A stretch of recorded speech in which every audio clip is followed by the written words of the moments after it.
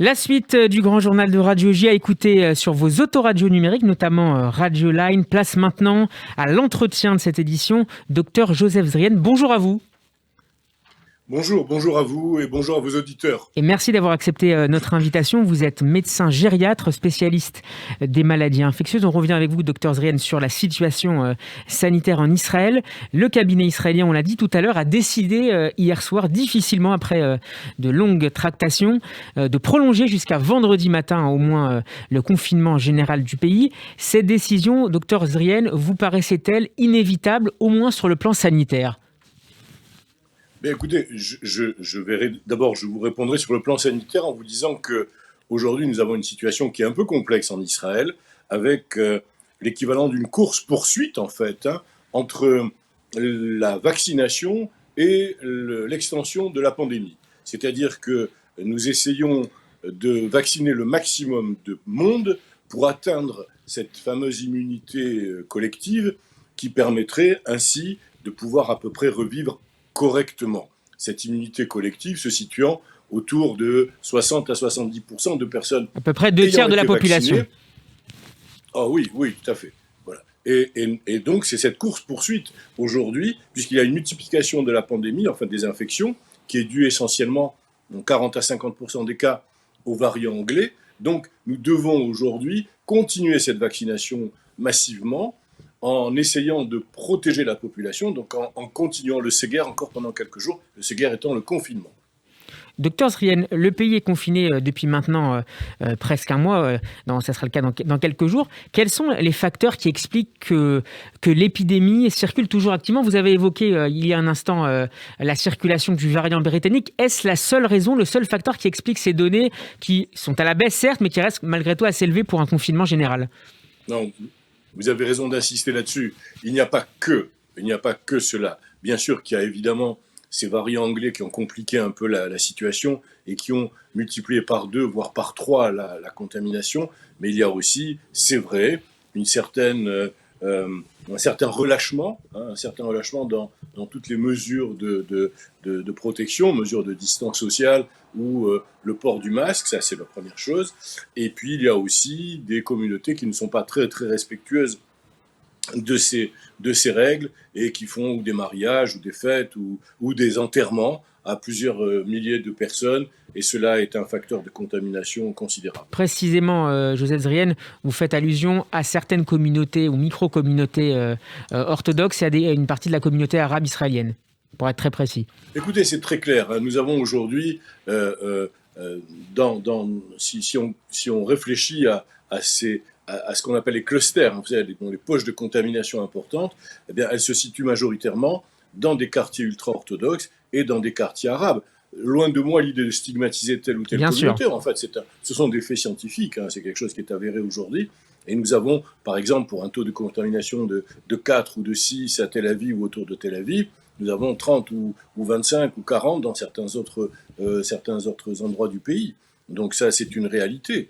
Et avec des consignes qui ne sont pas respectées, avec récemment un enterrement d'un grand Voilà, j'ai évoqué hier l'enterrement de deux rabbinimes importants hier matin et hier soir. Comment justement les Israéliens, et notamment la communauté médicale israélienne, commentent et analysent ces événements qui évidemment sont importants et qui parfois sont, j'ajoute évidemment, mal compris par une partie importante de la population ? Écoutez, j'en parle avec mes confrères, nous avons des forums, nous en discutons, et c'est vrai que nous sommes très, très, très irrités, très agacés, parce que c'est une minorité qui jette le discrédit sur une grande partie de la communauté orthodoxe, qui, elle, est respectueuse vraiment des consignes. Mais là, nous avons quelques communautés, quelques petites communautés qui sont en totale rébellion, si j'ose dire, et qui ne respectent pas les consignes de sécurité. Et ça nous pose un réel problème. Vous avez également la même chose dans certains villages arabes, avec le corollaire étant que dans ces deux communautés, il y a aussi un nombre important de personnes qui ne sont pas vaccinées. Donc cela nous pose un problème également. Qui ne sont pas vaccinés, c'est-à-dire qu'ils refusent d'être vaccinés ? Ils refusent, en tout cas, ils ne viennent pas se faire vacciner, alors qu'il y a un mouvement général en Israël de vaccination. on a un taux important de personnes non vaccinées dans ces communautés. Chez les 40, 50, entre 45 et 60 ans, on va dire. Voilà. Docteur Zrien, on parle beaucoup en France ces derniers jours de la notion d'acceptabilité des mesures par la population. Dans quel état d'esprit se trouvent aujourd'hui les Israéliens? Comment réagissent-ils à ces mesures restrictives qui sont annoncées, puis prolongées, puis encore prolongées? Ah, je ne vais pas vous cacher qu'il y a un grand agacement quand vous discutez. Moi, quand je parle avec mes patients, quand je parle avec des personnes dans la rue, avec mes confrères ou avec des amis, il y a un grand agacement. Nous sommes fatigués. Nous sommes fatigués de ces confinements successifs et nous sommes également parfois un peu étonnés par, on va dire, le manque de cohérence parfois des décisions politiques. Donc cela pose un problème et cela entraîne, c'est vrai, une adhésion un peu moins forte aux règles et aux consignes de sécurité, mais en même temps une adhésion quasiment totale ou quasi totale du pays à la vaccination. Car les gens veulent sortir de cet état et ils savent bien que c'est par la vaccination que nous commencerons à voir le bout du tunnel. Et puis vous savez, il y a en Israël, peut-être aussi dans d'autres pays, mais en tout cas en Israël c'est certain, il y a un tissu social fort, des relations sociales fortes. Les gens sont co-responsables de l'autre. Il y a vraiment une responsabilité collective et les gens comprennent, même s'ils sont agacés aujourd'hui, que pour nous en sortir, il faut respecter ces règles. Et puis, les Israéliens veulent voir leurs enfants, veulent voir leurs petits-enfants, veulent les embrasser, veulent recommencer à avoir une vie normale, aller au restaurant, aller dans les spectacles, se balader normalement, et puis retravailler normalement, car je vous rappelle que nous sommes dans une situation économique très difficile, très compliquée, avec près d'1 million de chômeurs,